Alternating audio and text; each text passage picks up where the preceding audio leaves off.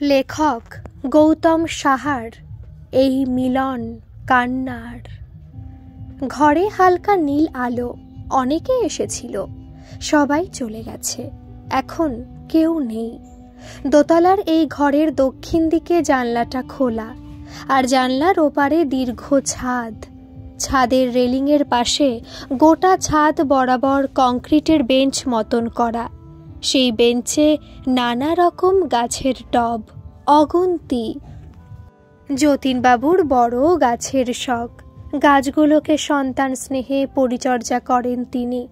যতীনবাবু অপুর বাবা। অপুকে রাগাতে তার বাবাকে মাঝে মাঝে এই নামেই ডাকত অভি। অপুকে রাগাতে যে ভীষণ ভালো লাগে অভির। ঘরে ঢুকে ঘরের প্রবেশ দরজাটা বন্ধ করে পায়ে পায়ে দক্ষিণের জানলার কাছে এসে দাঁড়ায় অভি। এক মনোরম সৌরভ বাতাসে ভেসে এসে চারদিক মাতাল করে দিচ্ছে, অথচ অভি ঠিক বুঝতে পারে না এই স্বর্গীয় সুবাস ঠিক কোন ফুলের। ছাদের প্রতিটা কোণ ভেসে যাচ্ছে মায়াবী জ্যোৎস্নার মৃদু আলোয়। কে যেন মিউজিক প্লেয়ারে সানাইটা চালিয়ে দিয়ে গেছে। আলী আহমেদ হোসেন, দরবারি কানারা।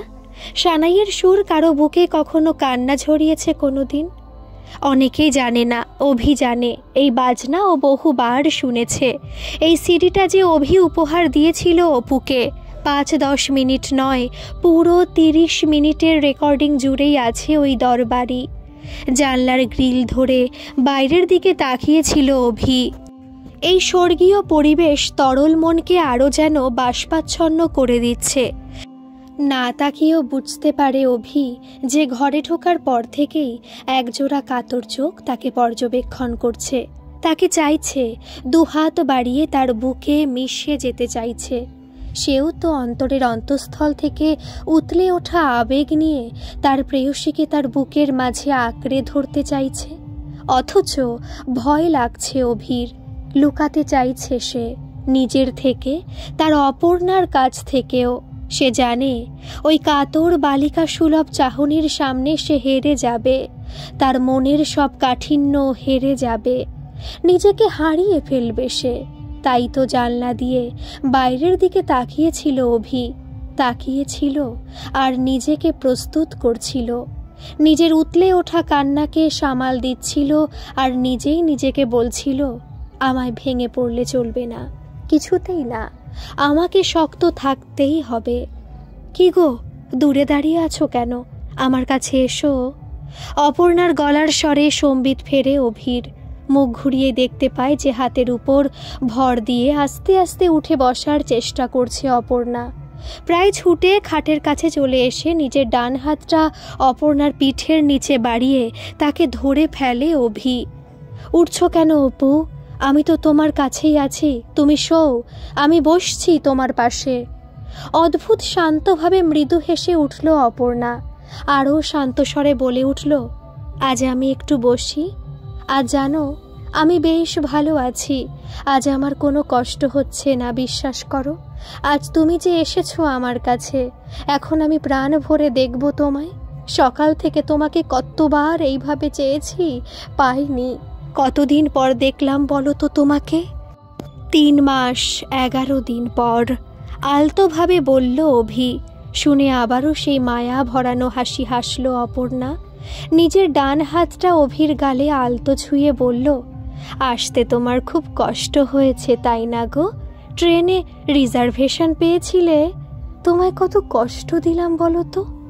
কথাগুলো শোনে অভি, আর একটা অব্যক্ত অনুভূতি গালের পাশ দিয়ে মস্তিষ্ক পর্যন্ত বয়ে যায়। কিছুতেই হেরে গেলে চলবে না, কিছুতেই না। মনকে প্রবোধ দেয় সে, আর মুখে বলে, না না, আমার চাঁদের কাছে আসতে আমার কি কষ্ট।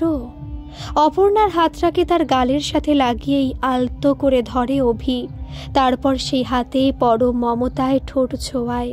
কোনো কথা হয় না। বাতাসে দরবারি কানারার সুর ভেসে চলে। মায়াবী আলোয় দুটি হৃদয় তাদের মনের কথা বলে চলে নিশ্চুপে। অনেকক্ষণ পর অভি এই পুরনো দিনের খাটের নকশা করা উঁচু মাথার দিকে হেলান দিয়ে বসে অপর্ণাকে আরও কাছে টেনে নেয়। প্রবল শীতে সন্তান যেমন তার মায়ের বুকের উষ্ণতাকে আরও বেশি করে পাবার আশায় তার বুকে আরও ঘন হয়ে আসে, তেমনি অপর্ণা অভির বুকে মুখ গুজে দেয় পরম মমতায়। গভীরভাবে কান পাতে তার বুকে। কিঞ্চিত অস্বাচ্ছন্দ্য বোধ করে অভি, বুঝতে পারে অপর্ণা। অভিকে আরও আঁকড়ে ধরে, তার বুক থেকে মাথা না তুলেই বলে ওঠে, তুমি আমার কাছে বসো, আরও কাছে টেনে নাও আমায়। আমি শ্রেয়াকে বলেছি কেউ আসবে না এখন, কাউকে আসতে দেবে নাও। তুমি আমাকে আরও কাছে টেনে নাও, তোমার বুকের ভেতরে নিয়ে যাও আমায়। এতদিন তো এই বুকে মাথা রেখেছি, আজকে আমার এই বুকের আরও ভেতরে নিয়ে যাও প্লিজ। অনেক কষ্টে নিজের কাঠিন্যকে ধরে রাখে অভি। অপর্ণা চুলের গন্ধ প্রাণ ভরে নিয়ে তার এলোমেলো চুলে আলতো করে বিলি কেটে দিতে থাকে নিজের আঙুল দিয়ে। তারপর গাঢ় স্বরে বলে, তুমি তো আমার বুকের মাঝেই আছো, বোঝো না তুমি? আমার বুকের শব্দ শুনতে পাচ্ছ না তুমি চাঁদ? পাচ্ছি গো। ভালো করে শুনতে পাচ্ছ? বোধহয় পাচ্ছ না, আরো ভালো করে শোনো। অপর্ণার মাথাকে একটু জোর করে নিজের বুকের বাম দিকে মিশিয়ে নেয় অভি। পাচ্ছি গো, শুনতে পাচ্ছি, খুব ভালো করে শুনতে পাচ্ছি। কি বলছে সে? সত্যি কথা বলবো? আলতো একটু হাসে অপর্ণা, সেই হাসিতে কিছুটা দুষ্টুমি। তুমি মিথ্যা বলতে জানো না অপু, আমি জানি। বলো, কি শুনতে পাচ্ছ? বলবো না। নিজের মাথাকে অভির বাঁধন থেকে খুব সামান্য শিথিল করে বলে ওঠে অপর্ণা। কেন বলবে না? খুব অসহায় বোধ করে অভি। এই সেই নারী যে একদিন তার ছন্ন ছাড়া জীবনটাকে তার ভালোবাসা দিয়ে মসৃণ করে তুলেছিল, পাথুরে জমিতে ভালোবাসার মমতা ঢেলে ফুল ফুটিয়েছিল। এই সেই নারী যার কাছে আসলেই তাই অভি ভুলে যায় যত শোক, দুঃখ, হতাশা, গ্লানি, পৃথিবীর সব লাঞ্ছনা, অপমান, না পাওয়ার সব কিছু। সেই অপর্ণা তাকে চিনতে পারছে না। বলবো না, কারণ আমার অভিকে এখন আমি এইভাবেই পেতে চাই। আমি চাই না আমি এমন কিছু বলি যাতে তোমাকে এমন করে পাবার সুখে বিন্দু মাত্র আঘাত লাগে। আমার বুকে কি শুনছো এটা বললে আমাকে পাবার সুখ নষ্ট হবে? ভুল বুঝলো অভি, তাই আবারও বলে উঠল, এই তুমি আমাকে চেনো, এই তুমি আমাকে ভালোবাসো। কিছুটা অসহিষ্ণু সে। তার কথাতে কি এমন কিছু ধরা পড়েছে যার জন্য তার অপু কষ্ট পেয়েছে, আত্মগ্লানিতে ভুগছে? তোমায় যে এমন করেই চিনি গো, এমন করেই ভালোবাসি, তাই তো এমন করে আঁকড়ে ধরতে চাই। তোমায় না দেখতে পেয়ে আমি আরও অসুস্থ হয়ে পড়ছিলাম যে, কিন্তু দেখো আজ তুমি এলে, আজ আমি কত ভালো। তবে বলো, কি শুনলে, কি বুঝলে চাঁদ? কাতর অনুনয় করে অভি। সে যে দ্বিধান্বিত, সে তার অপুকে শেষ ক্ষমতা দিয়ে সুখে ভাসিয়ে নিয়ে যেতে বদ্ধপরিকর। সত্যি বলবো, আমাকে কথা দাও যে তুমি আমাকে এমন করে জড়িয়ে ধরে রাখবে, আবার উঠে ওই জানলার ধারে চলে যাবে না। তোমায় ছেড়ে আমি কোথাও যাব না, কোথাও না।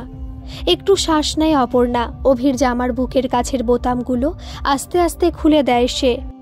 মাথাটাকে অভির শরীরের সাথে আরও মিশিয়ে ডান হাতে তার বুকে হাত বুলিয়ে দিতে থাকে। থামলে কেন অপু, বলো? তুমি কাঁদছো অভি? বুক থেকে মাথা না তুলেই খুব ধীরে বলে ওঠে অপর্ণা। কেঁপে ওঠে অভি। অপর্ণার এই একটা কথায় তার অনেক কষ্টে ধরে রাখা সংযমী কাঠিন্যকে এক নিমেষে ভেঙে খান খান করে দিয়ে যায়। সব কিছু ভুলে যায় অভি, ভুলে যায় অপর্ণা গভীর অসুস্থ। দুহাতের সমস্ত শক্তি দিয়ে সে জড়িয়ে ধরে তার অপর্ণাকে, মিশে যেতে চায় তার শরীরের সাথে। দুটো একাত্ম শরীর কেঁদে চলে দরবারির সুরের সাথে মিশে। অন্ধ্রপ্রদেশ লাগোয়া উড়িষ্যার সীমান্তবর্তী রায়গড়ার এক প্রত্যন্ত গ্রামে তার কোম্পানির এক প্রজেক্টের কাজে পোস্টিং ছিল অভির। মা এবং যতীনবাবুর যুগপৎ ফোন পেয়েই তার মনে কু ডেকেছিল, নিশ্চয়ই কোনো খারাপ কিছু হয়েছে। সকালে বাড়িতে পৌঁছেই মায়ের কাছে প্রথম শোনে অপর্ণার কথা, তার মারণ ব্যাধির কথা। যতীনবাবু অভির আসার খবর শুনেই এ বাড়িতে চলে এসেছিলেন। মা, যতীনবাবু, বেলামাসি, এমনকি গণেশদা সকলে এই আশঙ্কাই করেছিলেন যে অভিকে সামলানো যাবে না। তার পরম ভালোবাসার অপুর আয়ু যে আর বেশি দিন নেই, এই কথা শুনে সে শোকে পাগল হয়ে যাবে, এই আশঙ্কায় শঙ্কিত ছিলেন ওরা। তাই খুব আস্তে কিছুটা দ্বন্দ্ব নিয়েই অভিকে জানিয়েছিলেন মা। ছেলের এই ভালোবাসার পাত্রীটিকে তিনিও যে নিজের সন্তানের অধিক ভালোবেসে ফেলেছিলেন। অপুও তার মেয়ের অভাব, তার ভালোবাসা, তার নরম কোমল স্বভাব, তার মায়ের প্রতি প্রকৃত টান দিয়ে পূরণ করে দিয়েছিল। যে অপুও যে কোন ছেলেবেলায় তার মাকে হারিয়েছে, অভির বাবার অপঘাতে মৃত্যু হবার পরে এই সংসারে যে শূন্যতা নেমে এসেছিল, যে ক্ষত নেমে এসেছিল, তা যে এই মেয়েটি অনেকটা ভরাট করে দিয়েছিল। চাকরি সূত্রে অভি বাইরে থাকে, কিন্তু একদিনের জন্য অপু ছেলে কাছে না থাকার এই অভাব অনুভব করতে দেয়নি তাকে। আনুষ্ঠানিক বিয়ে হওয়াটাই শুধু বাকি ছিল। সকলের মনে কবে এই বাড়ির বউ হয়ে গিয়েছিল অপর্ণা। সেই কন্যার সমা ফুটফুটে কোমল স্বভাবের আর মায়া ভরা মুখের মেয়েটির মারণ ব্যাধির কথা বলতে বলতে নিজে তিনি বারবার চোখ মুছেছেন, কিন্তু অভি কাঁদেনি একবারও। সবকিছু শান্তভাবে শোনার পর কঠিন মুখে শুধু বলেছিল, এ হতে পারে না মা, আমি এই জীবনে এত পাপ করিনি যে অপু আমাকে ছেড়ে চলে যাবে। এক ছুটে অপুর বাড়ি চলে এসেছিল অভি, যতীনবাবুকে সাথে নিয়েই। তন্ন তন্ন করে খুঁটিয়ে দেখেছিল অপুর ডাক্তারের প্রেসক্রিপশনগুলো, প্যাথোলজিক্যাল এবং রেডিওলজির রিপোর্ট। ডাক্তারের ছেলে সে, বাবার চরম ব্যস্ত পেশাগত জীবন এবং তার ফলে পরিবারের জন্য সময়ের অভাব তার অবশ্যম্ভাবী ফলস্বরূপ। ব্যক্তিগত জীবনে একাকিত্বের ঘটনা সম্মুখ প্রত্যক্ষ করেছিল অভি। এই পেশার প্রতি বীতশ্রদ্ধ হয়ে জয়েন্টে চান্স পেয়েও ডাক্তারি সে পড়েনি, কিন্তু ডাক্তারির পরিভাষা তার অজানা নয়। সে সমস্ত কাগজগুলো খুঁটিয়ে দেখছিল আর খুঁজে বেড়াচ্ছিল আশার আলো। সমস্ত কাগজপত্র নিয়ে সে তক্ষুনি চলে এসেছিল শহরের প্রখ্যাত অঙ্কোলজিস্ট ডাক্তার অলোক ব্যানার্জির কাছে। ডাক্তার ব্যানার্জি তার বাবার গুটি কয় ঘনিষ্ঠ বন্ধুদের মধ্যে একজন ছিলেন। ডাক্তার ব্যানার্জি সব রিপোর্ট ভালো মতো দেখে অভিকে নিরাশ করেননি, আবার তীব্র আশ্বাস বাণীও শোনাননি। অভি তবুও শুধু আশাটুকুই নিয়ে চলছিল। সে কিছুতে বিশ্বাস করবে না যে তার অপর্ণা তাকে ছেড়ে চলে যেতে পারে। মন আশা নিরাশার দোলায় দুলছে, তবুও প্রবল কাঠিন্যে মনকে শক্ত করে চলেছে যে অপর্ণা তাকে ছেড়ে চলে যাবে, এ কি করে সম্ভব। সে কিছুতেই তার অপর্ণাকে যেতে দেবে না। ভালোবাসার মানুষের জীবনে বিপর্যয় নেমে আসলে বোধহয় মানুষ এরকম ভয়ানক রকমের একবজ্ঞা হয়ে যায়। সে একবজ্ঞা মন নিয়ে সে ফিরে এসেছে আর চোয়াল শক্ত করে নিজেকেই বলেছে, আমাকে শক্ত হতে হবে, এর শেষ দেখে ছাড়বো আমি। অপু থাকবে না, এ আমি কিছুতেই হতে দেব না। সেই কাঠিন্যই ধরে রেখেছিল সে এতক্ষণ। অপর্ণার ওই অমলিন ছোট্ট কথাটাই যেন তার প্রতিজ্ঞার বাঁধে ফাটল ধরিয়ে দিল, ভয় পাইয়ে দিল। অপর্ণা নেই, এই বোধটা কেমন হতে পারে বুঝতে চায়নি সে, বুঝতে দেয়নি মনকে। আর সেই অপর্ণাকে নিজের বুকের সাথে লেপ্টে নিয়ে তার নিঃশ্বাসের ওঠানামাকে নিজের শরীর দিয়ে অনুভব করতে করতে অভি যখন আবার ভাবল অপর্ণা নেই, নিজের শরীর কেমন যেন ভারহীন হয়ে গেল। হেমন্তের বাতাস যেমন প্রকৃতিতে এক বুকচাপা শূন্যতা ছড়িয়ে দিয়ে যায়, তেমনি কোথা থেকে বিষাদের এক মন হুহু করা বাতাস ভেসে এসে যেন হৃদয়ের গভীরতম স্থানে এক ভারহীন শূন্যতা ছড়িয়ে দিয়ে গেল। নৈর্ব্যক্তিক এক যন্ত্রণায় কেঁদে উঠল মন। আর সেই যন্ত্রণা বাস্তবিকই অভির চোখের জল হয়ে টুপ করে ঝরে পড়ল অপর্ণার গালে। অপর্ণা পরম আদরে অভির চোখ থেকে সেই নোনতা জল শুষে নিল নিজের ম্লান ঠোঁট দিয়ে। সেই অপার মমতা মাখা ঠোঁট ছুঁয়ে গেল অভির চোখ, কপাল, গাল, ঠোঁট সব জায়গায়। অভির যন্ত্রণার স্পর্শে অপর্ণার ম্লান ঠোঁটও আস্তে আস্তে রঙিন হয়ে উঠল, উষ্ণ হয়ে উঠল। অপর্ণা আজ কিছুতেই তার অভিকে কাঁদতে দেবে না, তাই যতই তার চোখ বাঁধ না মানুক। অপর্ণা আকণ্ঠ পান করল তার মনের মানুষের চোখের জল। সময় বয়ে গেল, অভি আবার চমকে উঠল ওই মাতাল করে দেওয়া আদুরে গলার স্বরে, আজ আমায় একটু আদর করবে সোনা? এই পাগল মেয়ে বলে কি? চমকে উঠল অভি। তেমনি অবাক হওয়া বিস্ময় নিয়ে অস্ফুটে বলে উঠল, এ তুমি কি বলছো অপর্ণা? অপর্ণা একটুও চমকালো না, বরং অভির বলা কোনো কথাই সে শুনতে পায়নি। এমনভাবে ওর ঠোঁট ছুঁয়ে যেতে থাকলো তার ভালোবাসার মানুষকে, তার শরীরের সমস্ত অঙ্গ প্রত্যঙ্গকে। আর হালকা স্বরে বলে যেতে থাকলো অনেক কথা নিজের মনে, যেন নিজের সাথে কথা বলছে এমনভাবে। সেদিন খুব কেঁদেছিলাম জানো। তোমায় ছেড়ে চলে যেতে হবে এই কথা আমি কি করে বিশ্বাস করি বলো। মনে মনে ঠাকুরকে বললাম, কি এমন দোষ করেছি আমি যে আমায় এমন রোগ দিলে তুমি? তুমি কি জানো না কত স্বপ্ন দেখিয়েছি আমি আমার অভিকে। আমাদের বিয়ে হবে, সংসার হবে, সবাই আমাদের দেখে বলবে, দেখ দেখ বড় বউকে কি দারুণ মানিয়েছে। আমার অভি আমাকে একটু কষ্ট দিতে পারে না, আমার একটু কষ্ট সহ্য করতে পারে না। নতুন জুতো পরে পায়ে ফোসকা পড়লে পর্যন্ত ও আমাকে কোলে তুলে নিতে চায়। আমার অভি খুব ভালো, ওর মতো মন হয় না। বাবা চলে যাবার পর ও আমার ছাড়া কারো কথা শোনে না। ওর ছন্ন ছাড়া জীবনকে যে ওর অপুই সাজিয়ে গুছিয়ে তুলেছে, আমি যে ওকে বাঁচতে শিখিয়েছি। আবার সে আমি যদি চলে যাই আমার অভি পাগল হয়ে যাবে। এমন করো না ঠাকুর, আমায় পঙ্গু করে দাও, আমি সইব, কিন্তু আমাকে তুলে নিও না। আমায় ছাড়া আমার অভি যে মরে যাবে ঠাকুর। হাঁপিয়ে উঠেছিল অপর্ণা একটানা এত কথা বলে। থামলো একটু, সে একটু শ্বাস নিল টেনে টেনে, তারপর আবার বলতে শুরু করলো, ঠাকুর আমার কথা শুনলো না জানো। প্রতিদিনই বুঝতে পারছি শেষ হয়ে আসছি আমি, একটু একটু করে। সহ্য করতে পারল না অভি, যেন আর্তনাদ করে উঠল সে।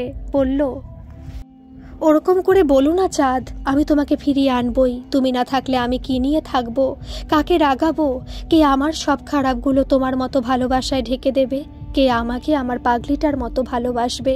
আমি কিছুতেই যেতে দেব না তোমায়, এই দুহাত দিয়ে জড়িয়ে ধরে রাখবো। দেখি তো কে নিয়ে যায় তোমায় আমার কাছ থেকে। আবারও হাসলো অপর্ণা, এমন সেই হাসির অর্থ যেন সত্যি সত্যি সে তার যাবার ডাক শুনে ফেলেছে। অভির কথার উপর কোনো কথা বলল না সে, একটু থামলো, আবার বলে উঠল, অনেকদিন আগে তোমায় একটা কথা বলেছিলাম, মনে আছে সোনা? কি কথা চাঁদ? তখন এমনি বলেছিলাম হয়তো না বুঝে, আজ সত্যি বলছি। তাই আমার যে সম্পদ তোমাকে উৎসর্গ করব বলে সামলে রেখে দিয়েছিলাম, তা আমি তোমাকে দিয়ে যেতে চাই। তুমি আমাকে ফিরিয়ে দিও না। তোমার কি সম্পদ অপু? আমাকে তুমি গ্রহণ করো। কি বলছো কি তুমি অপু? আমি কি পশু না অমানুষ? আতকে উঠে বলে অভি, তোমাকে আমি আমার দেবতার স্থানে বসিয়েছি অভি, তাই তো আমার যা কিছু সব আমি তোমাকে দিয়ে যেতে চাই। সেদিন বলেছিলাম না, যা কিছু আমার তার সবটুকু তোমাকে উৎসর্গ না করে আমি মরেও শান্তি পাবো না। আজ আমাকে আমার কথা রাখতে দাও সোনা, আমাকে প্রমাণ করতে দাও যে আমি আমার অভিকে কথার কথা বলিনি। এই বলে একটু থামে অপর্ণা, শ্বাস নেয়, আবার বলে, আমাকে ফিরিও না অভি, আমার ভালোবাসাকে পূর্ণ করে দাও, যেন মরেও আমি কষ্ট না পাই এই ভেবে যে আমার অভিকে আমি অপূর্ণ রেখে আসিনি। তোমার আদরে আমাকে ভরিয়ে দাও সোনা, পূর্ণ করে দাও আমায়। কোথায় যাব জানি না তো, যাবার আগে তোমার আদরগুলোকে সম্পূর্ণ করে সঙ্গে নিয়ে যাই। অনেকক্ষণ অপর্ণাকে বুকের সাথে জাপটে ধরে নিজের কান্নাগুলোকে লুকাচ্ছিল অভি। আদর মাখা প্রেয়সীর ওই কথাগুলো বৃষ্টির শব্দের মতো বাজছে। মনটা পুলকিত হয়ে উঠছে এই ভেবে যে এরকমভাবে কেউ ভালোবাসে তাকে, এইরকমভাবে চায়। মনের মানুষ কোনো নারীকে, কোনো পুরুষকে এইভাবে চাইলে তার তো নিজেকে পৃথিবীর সম্রাট বলে মনে হওয়া উচিত। মনে হচ্ছেও তাই অভির। পরক্ষণেই বাঁধ ভাঙা বন্যায় ভেসে যাচ্ছে মন, যেই ভাবছে তার রানী নেই, একলা ফেলে চলে যাবে তাকে। কাতর চোখে তার সেই মায়া ভরা দৃষ্টি নিয়ে অভির দিকে তাকিয়ে থাকে অপর্ণা। সেই চোখ থেকে দৃষ্টি সরিয়ে মুখ নামিয়ে তার অপুর ঠোঁটে ঠোঁট রাখে অভি। পিপাসার্তের মতো আকণ্ঠ পান করে তার না হওয়া স্ত্রীকে। অলিক আনন্দে কেঁপে ওঠে অপর্ণা, অভিকে সঙ্গ দেয় সে। অসুস্থ শরীর ক্লান্ত হয়ে ওঠে, তবুও সে ছাড়ে না তাকে। হাজার জন্মের জমে থাকা পিপাসা নিয়ে সে পান করে তার প্রেমিককে। কতক্ষণ বয়ে গেছে হিসাব থাকে না। আস্তে আস্তে নিজেকে ছাড়িয়ে নিয়ে উঠে দাঁড়িয়ে খুব সন্তর্পণে অপর্ণাকে মাটিতে দাঁড় করায় অভি। কিছু বোঝার আগে নিচু হয়ে তার চাঁদকে কোলে তুলে নেয়, মুখ রাখে তার স্তনসন্ধিতে। এতদিন কাছাকাছি থেকেছে তারা, কাটিয়েছে অসংখ্য নিভৃত মুহূর্ত, কিন্তু আজ অবধি কোনোদিন অভি অপর্ণার স্তন স্পর্শ করেনি। মনেই আসেনি সেই কথা। ভাবত কিছু ঐশ্বর্য এত অমূল্য হয় যে অধিকার আছে বলেই তাকে হেলাফেলা করে ব্যবহার করতে হয় না। কিন্তু আজ এই বিষাদ মাখা মিলন মুহূর্তে অন্তর্বাসহীন তার প্রেয়সীর নরম বুকের গভীরতায় যে কান্না মাখা যন্ত্রণাগুলো লুকিয়েছিল, তাকে এক লহমায় ধুয়ে মুছে দিতে চাইল অভি। অপর্ণা বিস্ত্রস্ত, তার হাউসকোটের বন্ধনী খুলে গেছে, তার রোগাক্রান্ত শরীর পরতে পরতে খুলে যাচ্ছে, আর খুলতে খুলতে জেগে উঠছে উন্মুক্ত লাজুক স্তনবৃন্তে অভির উত্তপ্ত জিভের স্পর্শ জাগিয়ে তোলে অপর্ণাকে।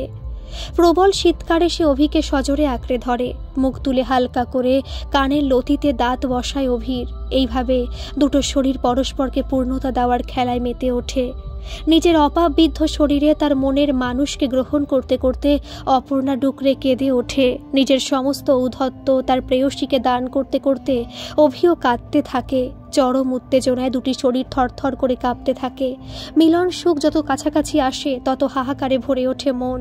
পরম আশ্রয়ের খোঁজে দুজনেই দুজনের শরীরে স্থান খোঁজে। দুটো শরীর এক হতে হতে ঝর্ণা হয়ে ঝরে পড়ে। সেই ঝর্ণায় ভিজতে ভিজতে শরীরের মাঝে বর্ষা নামে, চোখে বর্ষা নামে, আর সেই বন্যার বাঁধ ভাঙা জলের উচ্ছ্বাসে হৃদয় দুটি বর্ণার্ত হয়। শরীর মনের এই ঝমঝম বৃষ্টিতে ভিজে শিরশির কাঁপতে কাঁপতে অপর্ণা সবলে অভিকে আঁকড়ে ধরে। আমাকে আরও শক্ত করে ধরে রাখো সোনা, আমাকে তোমার কাছ থেকে কাউকে ছিনিয়ে নিয়ে যেতে দিও না। আমার সব ভয় দূর করে দাও তুমি। কেউ তোমাকে আমার থেকে নিয়ে যেতে পারবে না। প্রাণপণে অপর্ণাকে নিজের সাথে মিশিয়ে নিয়ে বলে অভি, আমি তোমায় ছেড়ে যেতে চাই না গো, কিছুতেই তোমায় ছেড়ে যাব না। আমি যাব না, কিছুতেই যাব না। কাঁদে আর বলে আর কাঁদে। তারপর হঠাৎ বৃষ্টি থামে, নির্মল আকাশে পৃথিবী শান্ত হয়। দক্ষিণমুখী জানলা দিয়ে হাসুনুহানা সুবাস ভেসে আসে। অপার্থিব জ্যোৎস্নায় পৃথিবী আবার মায়াবী হয়ে ওঠে।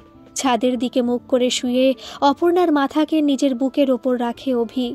তার অপুর এলোমেলো কেশ রাশির মাঝে নিজের আঙুল দিয়ে পরম আদরে হাত বুলিয়ে দিতে দিতে অভি বলে, তুমি ঘুমাও চাঁদ, আমি তোমাকে ঘুম পাড়িয়ে দিচ্ছি।